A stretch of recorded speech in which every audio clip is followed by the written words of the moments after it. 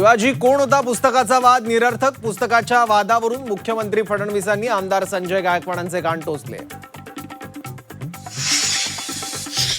विधान परिषद निवडणुकीच्या पार्श्वभूमीवर एकनाथ शिंदेंनी उद्या बोलावली तातडीची बैठक. विधान परिषदेचे उमेदवार आणि नेत्यांच्या वादग्रस्त वक्तव्यांवर चर्चेची शक्यता.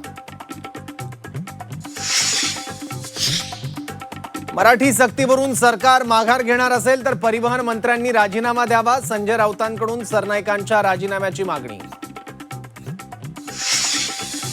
एकनाथ शिंदेंनी मंजूर केलेली तलाव संवर्धन योजना पंकजा मुंडेंकडून रद्द. शिंदेंच्या योजनांपाठोपाठ प्रकल्प रद्द केल्यानं शिवसैनिकांमध्ये नाराजी.